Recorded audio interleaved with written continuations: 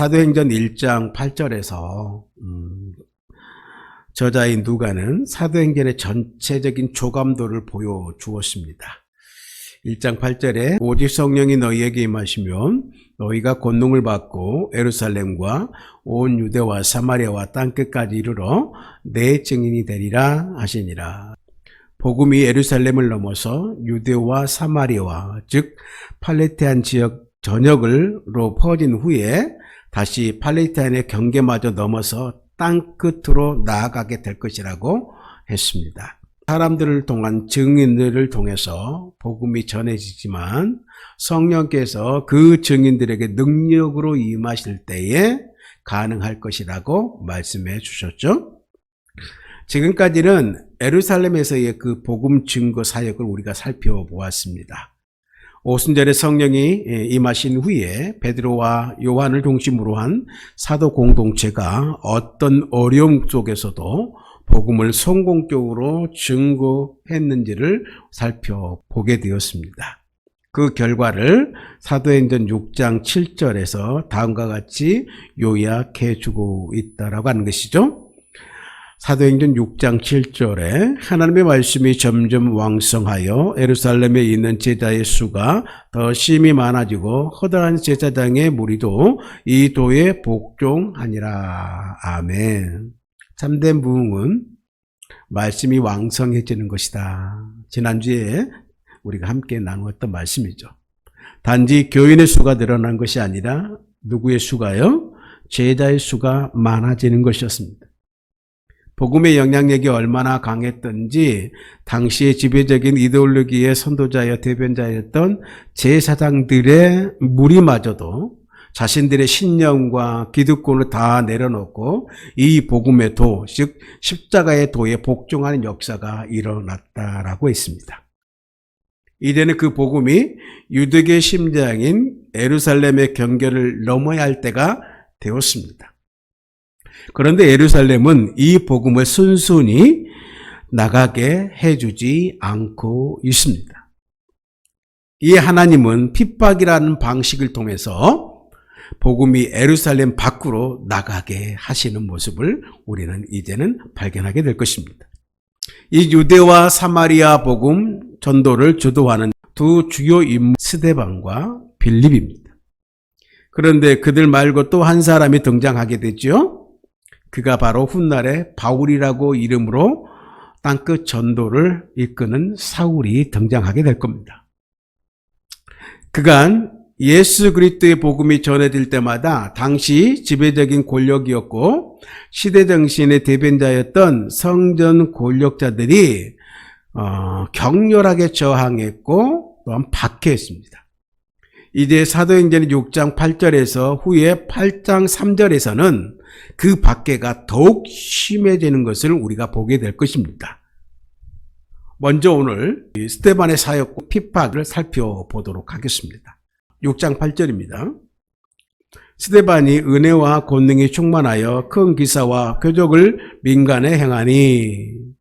스데반은 앞서 말씀드렸다시피 구제 사역을 위해서 예루살렘 교회로부터 7 일꾼으로 뽑힌 사람 중에 첫 번째 사람이죠. 그는 디아스포라 유대인의 출신으로서 팔레스타인 바깥에서 살다가 예루살렘으로 돌아온 헬라파 유대인이었습니다. 예루살렘 교회가 뽑은 7명의 헬라파 유대인들을 대개 집사라고 불러왔는데 그것은 사실이 아닐 뿐더러 우리 시대의 안수 집사와도 성격이 다른 모습을 보게 됩니다. 그가 사도들과 예루살렘 교회의 위임을 받아가지고 구제하는 그 사역을 담당하는 것은 사실이었지만 어느 교회의 재정이나 구제를 맡는 것에 그치지 않은 모습을 우리는 발견하게 된다는 것이죠. 그는 복음 전도자였습니다. 헬라어를 구사할 줄 알았기 때문에 과거 자신이 속해 있었던 회당에서 자신의 옛 동료들에게 복음을 전했을 것입니다. 오늘 저자인 누가는 그를 여러 모양으로 소개하고 있습니다. 3절에 보니까 성령과 지혜가 충만하여 칭찬을 받은 사람, 믿음과 성령이 충만한 사람, 은혜와 권능이 충만하여 큰 기사와 표적을 민간에 행한 사람. 10절에 보면 지혜와 성령으로 말하는 사람. 이러한 스데반 안에 부활하신 예수께서 성령을 통해 역사하고 계셨습니다. 그래서 그가 부활의 복음을 전한 곳에 기사와 표적들이 일어나게 됩니다. 말씀 가운데도 큰 기사와 표적을 민간에 행하니 라고 말하고 있죠. 음식과 옷이 필요한 사회적인 약자들 뿐만 아니라 병든 사람과 귀신 들린 사람들도 만나게 됩니다. 그들에게는 부활하신 주님의 치유와 온전하게 하신 그 능력을 경험하게 함으로써 복음을 전하게 되어졌다라고 하는 것이죠. 오늘 말씀에 행하다라고 하는 말이 나오는데 스데반은 지금 지속적이고 반복적으로 이러한 행위를 하고 있는 모습을 보게 되어지는 것입니다. 이런 스데반의 등장과 활동은 예루살렘에 큰 파문을 일으킨 것을 보게 됩니다. 후에 그를 반대한 사람들의 주장을 들어보게 되면 그가 성경과 율법에 대해서 예수께서 가르치신 것을 전한 것으로 보게 됩니다. 특히 그는 자신과 말이 통하는 헬라파 유대인들로 구성되었던 구절에 보니까 자유민들의 해당에 들어가서 이 가르침을 계속적으로 전했던 것을 살펴보게 됩니다. 그러자 이에 대해서 격렬하게 저항하는 자들이 생겨났습니다. 6장 9절입니다. 이른바 자유민들, 즉 구레인들, 알렉산드리아인, 길리기아와 아시아에서 온 사람들의 회당에서 어쩐 자들이 일어나 스데반과 더불어 논쟁할세. 여기서 자유민들이라고 하는 것은 한때는 노예였다가 자유롭게 된 사람들이나 그의 후손들을 말하고 있습니다. 즉 로마 제국의 자유민의 신분으로서 타지에 살다가 예루살렘으로 들어온 유대인들 교포들이라고 볼 수 있는 것이죠. 북아프리카의 구레네와 이집트의 알렉산드리아, 소아시아 남쪽에 있는 길리기아와 에베소를 수도로 하고 있는 소아시아에서 온 사람들이 다니고 있었던 회당들이 있었습니다. 스데반은 디아스포라 유대인들이 모이는 회당들을 방문하면서 예수가 그리스도라고 하는 사실을 전했을 것입니다. 이 복음을 들은 몇 사람이 말씀해 보니 스데반의 가르침에 문제를 제기하기 시작했습니다. 그들은 스데반처럼 헬라파 유대인들이었을 것인데 자신들의 고향을 떠나서 이주한 이 사람들이 팔레스타인에서 살아온 히브리파 유대인들보다 모세의 율법과 성전에 대해서 훨씬 더 열정적이었고 충성도가 높았습니다. 그들이 메시아가 자기 시대에 이 시온에서 강림하실 것이라는 것을 믿고 기다렸던 사람들입니다. 율법은 예수님을 통해서 완성되었으니 실제로는 이제는 폐지되었고 성전 역시 예수님을 통해 완성되었으니 더는 건물로서의 성전은 존재하지 않고 오직 성도들을 통해서 새로운 성전이 이루어질 것이라고 하는 스데반의 가르침을 듣고는 유대교의 토대를 허무는 이단 사설이라면서 격분했을 것이라는 것이죠. 그러나 그 논쟁의 결과가 어땠는가? 10절입니다. 스데반이 지혜와 성령으로 말함은 그들이 능히 당하지 못하여 라고 말합니다. 스데반의 지혜와 성령이 충만하였기 때문에 이론적으로나 실제적으로 자신의 몸담았던 유대교에게 절대 밀리지 않는 스데반의 모습을 보게 됩니다.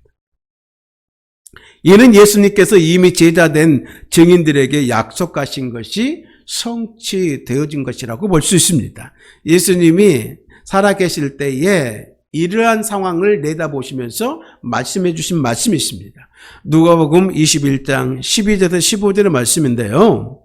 이 모든 일 전에 내 이름으로 말미암아 너희에게 손을 대어 박해하며 회당과 옥에 넘겨주며 임금들과 직권자들의 앞에 끌어가려니와 이 일이 도리어 너희에게 증거가 되리라. 그러므로 너희는 변명할 것을 미리 궁리하지 않도록 명심하라.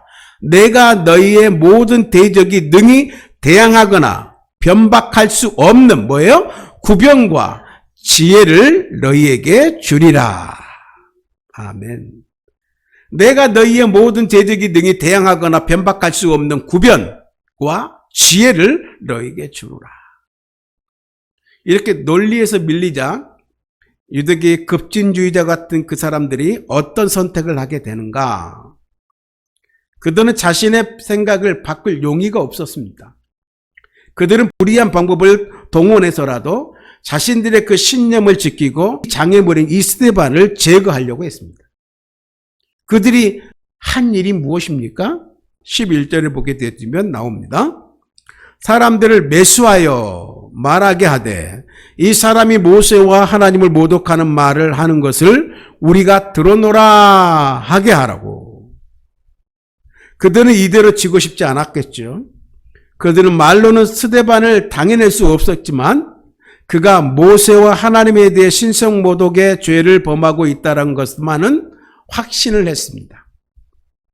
십자가 달려 죽은 예수가 살아났다라고 주장하고 그것이 그가 메시아인 것을 입증한다라고 하는 스데반의 그 주장은 율법을 거스른 죄이고 율법을 준 모세와 하나님을 모독하는 죄이며 따라서 예수가 그랬듯이 반드시 죽여야 할 큰 죄였다라고 하는 것으로 그들은 결론을 맺습니다.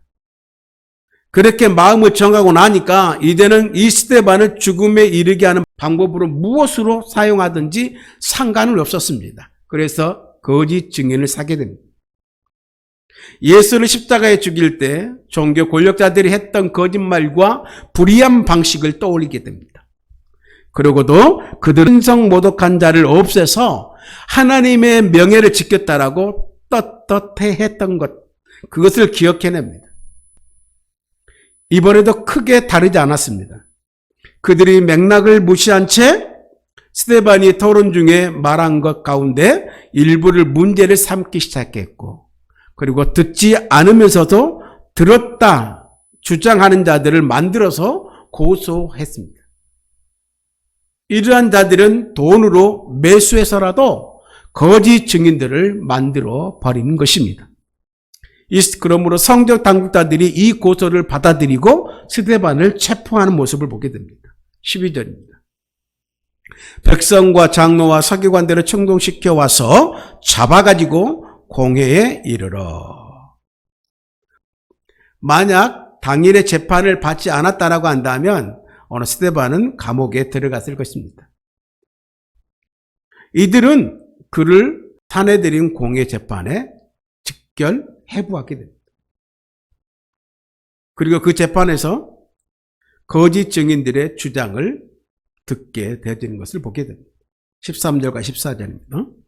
거짓 증인들을 세우니 이르되 이 사람이 이 거룩한 곳과 율법을 거슬러 말하기를 마지 아니하는도다.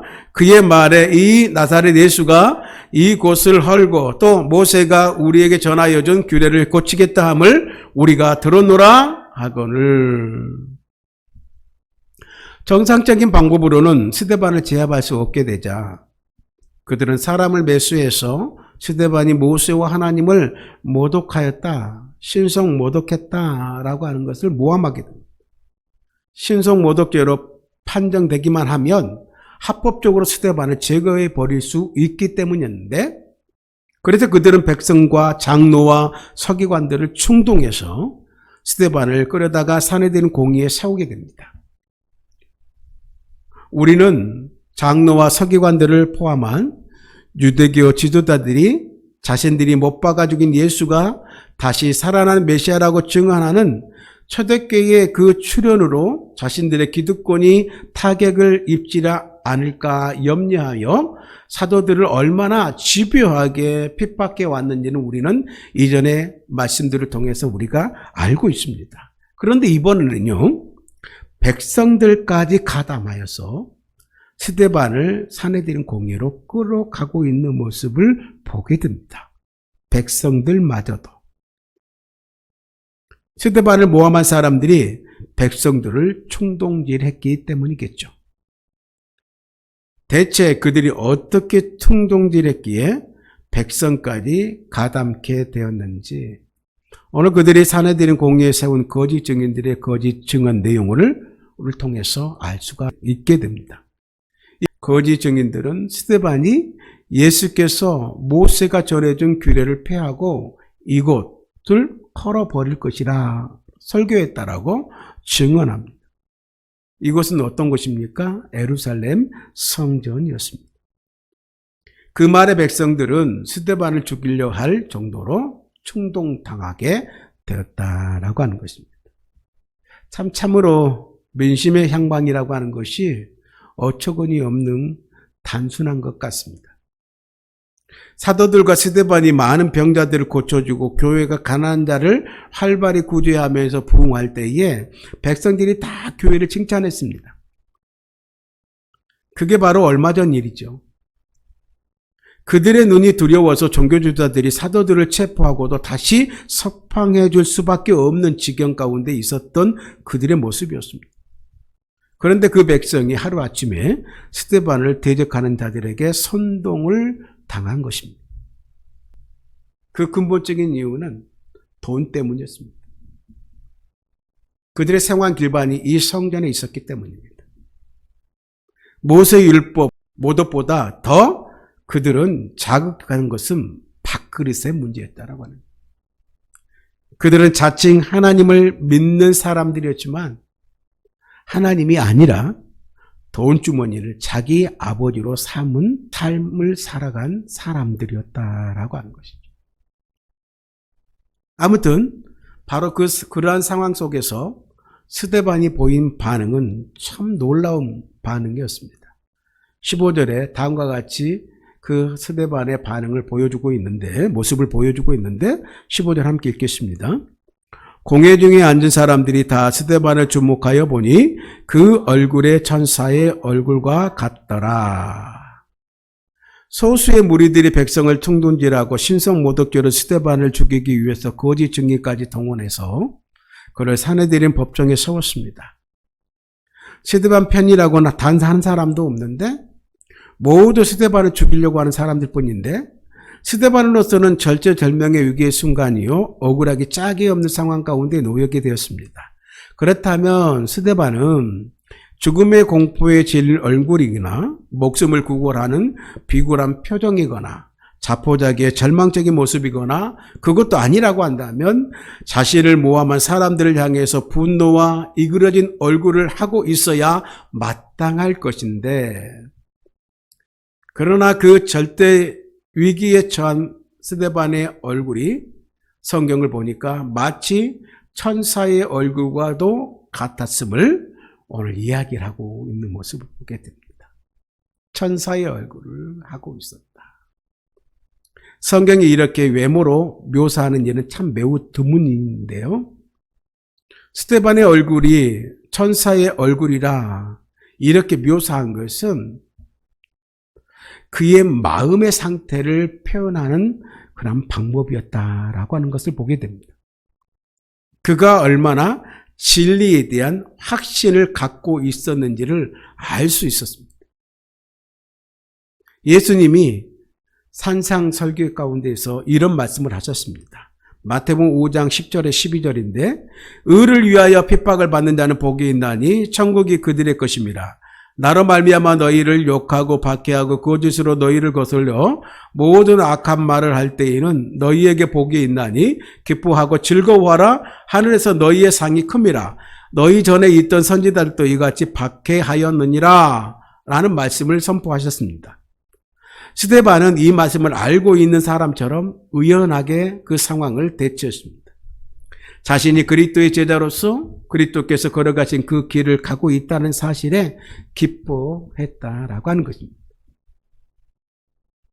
이전에 사도들처럼 사도행전의 5장 41절에 기록했던 그러한 사도들의 반응처럼 오늘 그는 기뻐했다라고 하는 거죠. 그 기쁨의 모습이 천사의 얼굴로 비추어졌다라고 하는 것입니다. 천사와 같은 얼굴로. 41절에 이렇게 기록하고 있습니다. 5장 41절에 그 이름을 위하여 능력받는 일에 합당한 자로 여기심을 기뻐하였다라고 말합니다. 고난이 자신의 참 정체성을, 참 제자로서의 정체성을 드러내주고 증명해주는 것 같아서 이전의 사도들처럼 같이 기뻐했다라고 하는 것입니다. 그 기쁨의 천사의 얼굴, 그 기쁨이 천사의 얼굴로 나타난 것이라는 것입니다. 또한 이 천사의 얼굴은 하나님이 그 얼굴에 비추어진 영광의 광채였을 것이라는 것입니다. 이것은 또 시내산에서 율법을 받아가지고 돌아온 모세의 얼굴에 영광스러운 광채가 있었던 사건을 생각나게 하는데요. 출애굽기 34장 29절에 이렇게 그때의 상황을 묘사하고 있습니다. 모세가 그 증거의 두 판을 모세의 손에 들고 시내산에서 내려오니 그 산에서 내려올 때에 모세는 자기가 여호와와 말하였으므로 말미암아 얼굴 피부에 광채가 나타나 깨닫지 못하더라. 이것은 모세의 율법에 대한 스데반의 해석, 즉 예수님이 모세의 율법을 성취하셨다는 그 제 주장이 사실임을 하나님께서 인정해 주셨다는 뜻이 아닐까라는 생각을 해보게 되는 것이죠. 성령님과 지혜의 사람, 은혜와 권능의 사람, 그리고 믿음의 스데반의 이 고난 속에서 그의 진가를 더욱 분명히 드러내는 모습의 표현이다라고 말씀하고 있는 것입니다. 이제는 다음 장에는 스데반이 거침없이 이 재판정의 피고석을 설교 강단으로 바꾸어 버리는 모습을 우리가 보게 될 것입니다. 바울이 훗날 자신은 죄인처럼 매였지만 하나님의 말씀은 매이지 않았다라고 고백했던 역사가 이제 다음 장에서 사내들인 공의의 재판정에서 스데반을 통하여 나타날 것인데, 오늘 그의 얼굴은 천사와 같았지만 그의 설교는 전사와 같았습니다. 천사의 얼굴을 한 전사, 그가 바로 성령의 감동을 받은 증인의 모습을 가진 스데반의 모습이었다라고 하는 것입니다. 말씀을 마치겠습니다. 오늘 본문을 통해서 참된 그리스도인은 천사의 얼굴을 가진 사람이라 정의할 수가 있습니다. 비록 세상적으로는 볼품없다 할지라도 하나님 보시기에 천사의 얼굴을 지닌 사람이 참된 그리스도인임을 우리는 알게 됩니다. 참된 그리스도인은 어떤 경우에도 악마의 얼굴을 지닐 수가 없습니다. 그리스도인은 자신의 돈주머니나 세상의 것을 섬기는 사람들이 아니라 오직 하나님을 아버지로 모신 사람들이기에 언제 어디서나 복음의 진리를 지키려고 하는 사람들이라고 하는 것입니다. 그렇다면 우리는 대체 어떤 얼굴을 지니고 살아가고 있는 사람들인가라고 하는 것을 분명하게 우리가 생각하게 하는 것입니다. 교회에서는 천사의 얼굴을 하고 있는데 세상의 작은 이득 앞에서는 악마의 얼굴로 돌변하는 건 아닐까? 아침에는 천사의 얼굴로 집을 나서지만 밤이면 악마의 얼굴로 돌아오는 것은 아닌가? 상황과 여건에 따라서 천사와 악마의 경계를 끝도 없이 넘나들면서 그로 인한 양심의 가책과 신앙의 갈등으로 괴로워하고 있지는 않는가라고 하는 것이죠. 그런데 여러분, 그럼에도 불구하고 오늘 또 우리를 불러주신 예수 그리스도 안에서 우리 모두 악마의 얼굴을 내던지고 천사의 얼굴을 덧입는 우리 시간 되시길 주님의 이름으로 축복합니다. 예수 그리스도 안에서 천사의 얼굴을 회복할 수 있기를 간절히 소원합니다. 아니, 예수 그리스도 안에서 오늘 당신은 원치 않으셨지만 하나님의 뜻에 순종하기 위해 결연히 십자가를 향하시던 예수 그리스도의 얼굴을 우리가 바라보고 그 얼굴을 닮아가는 우리가 되어지길 주님의 이름으로 축복합니다. 진리를 질투하는 세상의 불의에 맞서 세상의 것과 자신의 돈주머니를 섬기느라 하나님을 부정하고 진리를 모독하는 모든 세력에 맞서서 어느 우리의 가정과 우리의 일터와 그리고 교회와 사회 속에서 담대히 이 살아있는 진리를 지켜내는, 복음의 진리를 지켜내는, 십자가의 그 복음을 지켜내는 이 시대에 스데반들이 될 수 있기를 간절히 소원합니다. 이 스데반처럼. 그때 하나님 보시기에 우리의 얼굴은 천사의 얼굴, 예수 그리스도를 닮은 얼굴 같은 어느 우리의 모습으로 보여지게 될 것입니다. 그럼 담대히 복음의 진리를 지키려고 하는 우리를 통해서 주님께서는 친히 살아 역사하실 것입니다. 그러므로 오늘 우리는 복음을 위하여 어떤 대가를 치르더라도 주 예수의 이름을 위하여 능력받는 일에 합당한 자로 불러주신 것에 감사하면서 오늘 이 천사의 얼굴을 가졌던 스데반처럼 천사의 얼굴로 세상을 상대하면서 그 자리를 고수하는 믿음의 사람들, 믿음의 교회 공동체가 되어지길 주님의 이름으로 축복합니다.